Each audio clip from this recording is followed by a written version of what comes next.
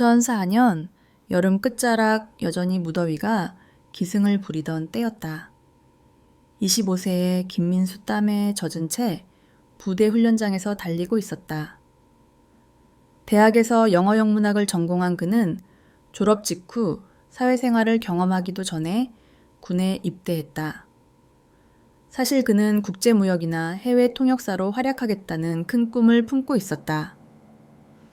그래서 대학 시절부터 영어에 대한 탁월한 실력과 애정을 키워왔다. 그가 복무하던 대한민국 육군부대는 평범했지만 어느 날 황금별 공병대라는 가상의 평화유지군 모집 공고가 나왔다. 이 부대는 이라크 재건을 돕는 임무를 띠고 있었다. 호기심, 책임감, 그리고 기회를 놓치면 후회할 것이라는 본능에 이끌린 민수는 지원서를 냈다.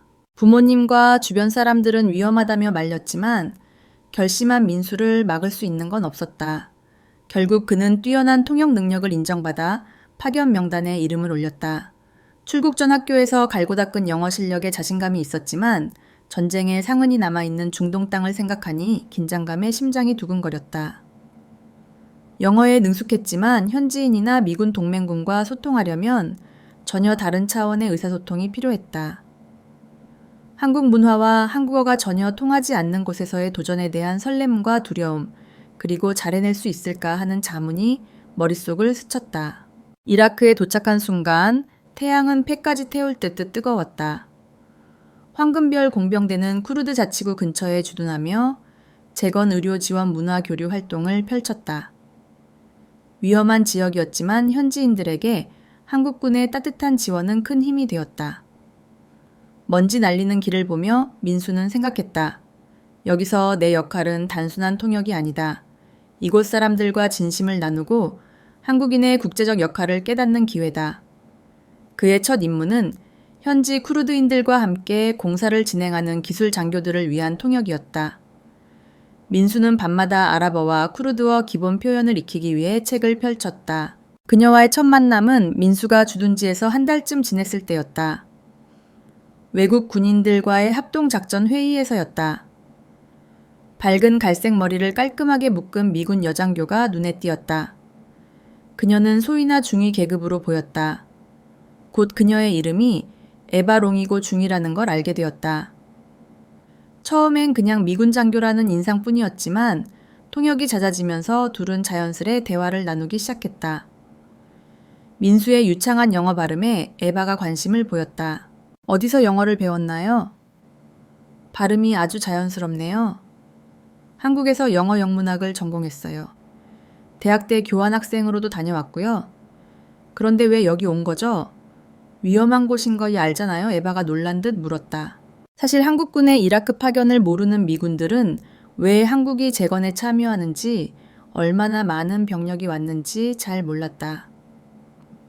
민수는 한국 정부의 이라크 재건 의지와 통역사로서의 개인적 꿈, 그리고 경험을 쌓고자 하는 동기를 설명했다. 에바는 고개를 끄덕이며 이해했다. 이후 회의 때마다 민수는 에바 옆에 앉았다. 자연스레 둘은 업무 외에도 고향 취미, 미래 계획을 나누며 가까워졌다. 이라크는 낯설고 위험한 땅이었다. 군인들은 총과 방탄복을 착용한 채 늘 긴장 상태였다. 하지만 그 긴장은 역설적으로 군인들을 더 끈끈하게 묶었다. 언제 닥칠지 모르는 위험 속에서 그들은 서로에게 의지할 수밖에 없었다. 민수와 에바도 마찬가지였다. 20대 중반의 나이에 영어로 대화하며 그들은 문화적 차이를 발견하면서도 그 차이를 탐구하는 재미를 느꼈다. 에바는 한국에 대해 잘 몰랐다. 김치나 불고기 같은 음식 외에 그녀는 한국의 전통 문화나 최근 유행하는 K-팝 한국 드라마에 대해 궁금해하며 물었다. 한국에선 한복을 아직도 입나요? 내 명절이나 결혼식 같은 특별한 날에 입죠. 에바는 한복 본 적 있나요? 다큐멘터리에서 봤어요. 언젠가 꼭 입어보고 싶네요. 서로의 문화를 이해하는 건 낯선 땅에서의 외로움을 달래는 좋은 방법이었다. 마치 사막 한가운데서 작은 오아시스를 찾은 기분이었다. 그들은 조심스레 누구에게도 쉽게 털어놓지 못했던 속마음을 나누기 시작했다. 하지만 전쟁이 끝나지 않은 이라크의 현실은 늘 긴장으로 가득했다. 황금별 공병대가 비교적 안전한 지역으로 분류됐지만 무장단체나 테러의 위협은 완전히 배제할 수 없었다. 현장 조사를 위해 밖으로 나갈 때마다 그들은 극도의 긴장감에 휩싸였다. 어느 날 쿠르드 지역 주민 대표들과의 회의가 잡혔다. 김민수와 몇몇 장교들은 SUV에 나눠 타고 미군과 함께 현장으로 향했다. 에바도 그 일행에 포함되어 있었다. 언덕을 넘고 모래바람을 뚫으며 도착한 회의 장소는 낡은 건물이었지만 그 안에서 오간 대화는 지역 재건에 필수적이었다. 회의 중 민수와 에바는 눈에 띄게 가까워졌다. 서로를 세심히 챙기며 든든히 지원했다. 외부로 나갈 때마다 느껴지는 위험 속에서 그들은 서로의 안녕을 기도하며 무언의 약속을 나눴다. 무슨 일이 생기더라도 함께 대처하겠다고. 그런 날들이 이어지며 동료애를 넘어선 섬세한 감정이 둘 사이에 싹트기 시작했다. 하지만 둘 다 군인이었고 국적이 달랐기에 그 감정을 섣불리 정의하거나 드러낼 수 없었다.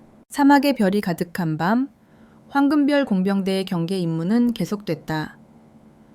부대 외곽 철조망을 따라 보초가 배치되고 이상 징후는 무전으로 보고됐다.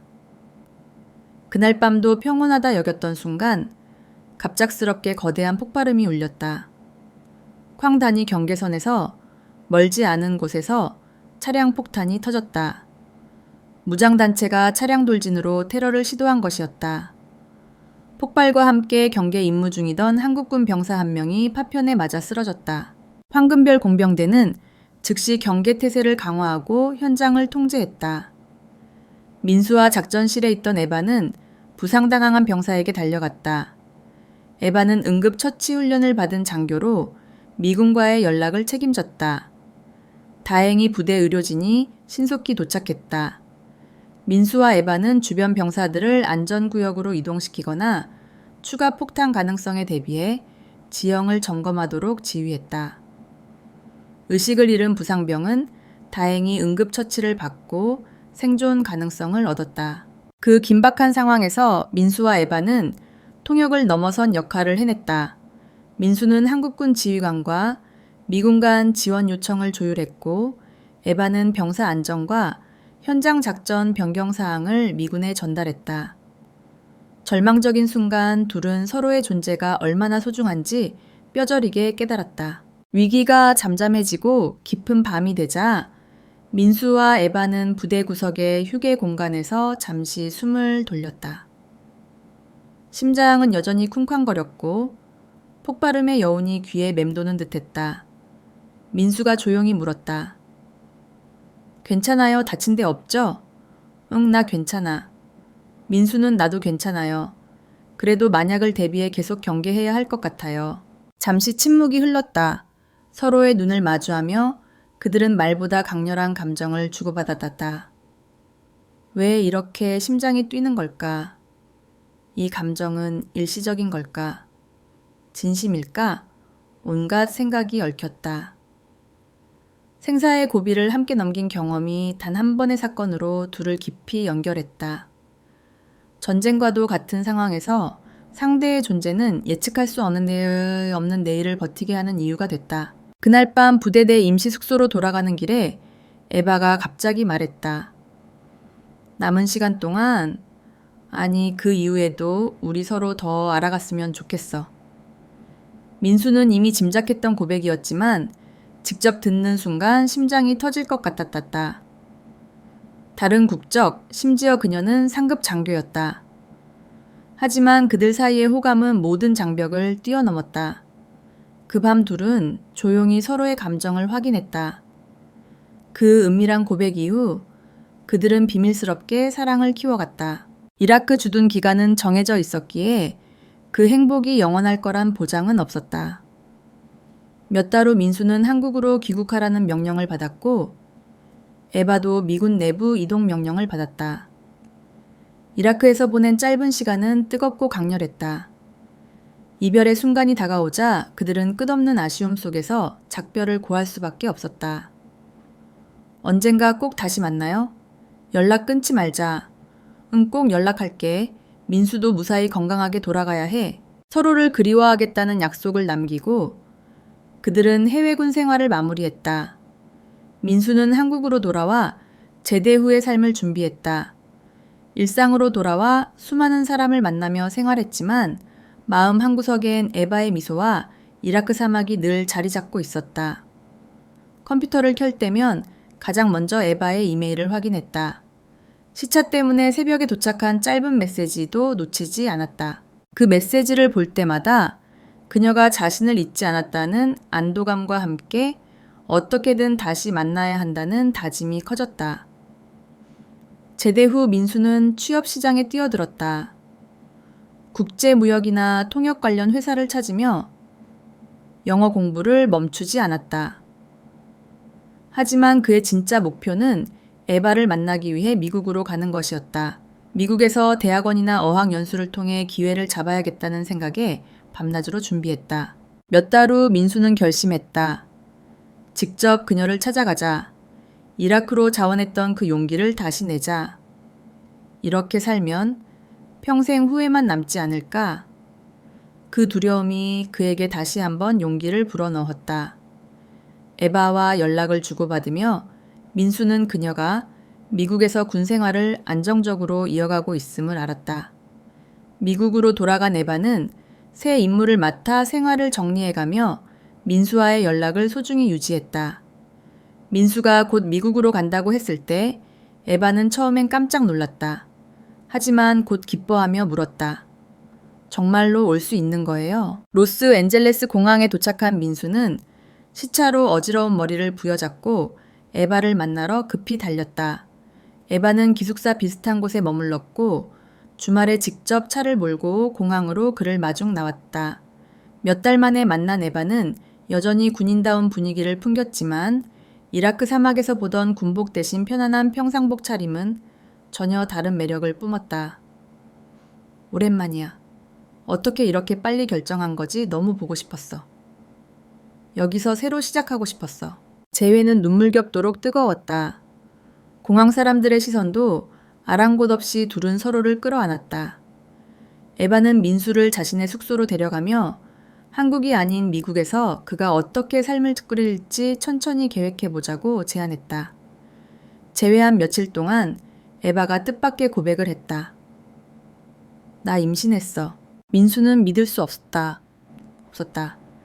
하지만 이라크를 떠나기 전 마지막으로 뜨겁게 보냈던 밤이 떠올랐다. 시기가 맞아떨어졌다. 에바는 최근 병원에서 임신을 확인했다고 했다. 정말 그럼 내 아기야? 응, 너 아기야. 사실 지난 몇 달 동안 어떻게 해야 할지 많이 고민했어. 에바의 목소리엔 설렘과 두려움이 섞여 있었다. 민수는 말없이 그녀의 손을 잡았다. 갑작스러운 소식이었지만 깊은 내면에서 이것이 운명일지도 모른다는 강한 예감이 들었다. 동시에 책임감이 솟구쳤다. 잠시 후 에바가 조용히 말했다. 너한테 청혼하고 싶어.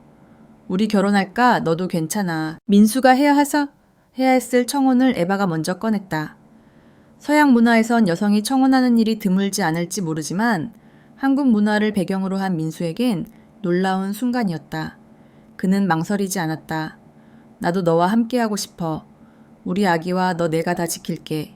눈물 어린 미소로 서로를 바라보며 둘은 결심을 굳혔다. 곧바로 소박한 결혼식을 준비했다. 미국에서 치른 작은 결혼식에서 에바의 가족은 처음엔 낯선 한국인 청년에 대해 조심스러워했다. 하지만 민수의 진심과 책임감에 점차 마음을 열었다. 언어의 장벽이 있었지만 가족으로서의 진심이 더 중요했다. 간소한 결혼식 후 에바는 군에서 휴가를 받아 임신 기간을 보낼 수 있었다. 민수는 한국으로 돌아갈 수도 있었지만 미국에서 사업 기회를 찾았다. 대학에서 전공한 국제무역 이라크에서 쌓은 국제적 네트워크, 그리고 에바가 군을 통해 알게 된 다양한 나라 사람들과의 인맥이 초기 기반이 됐다. 그는 한국산 제품을 미국 시장에 소개하는 무역 사업을 시작했다.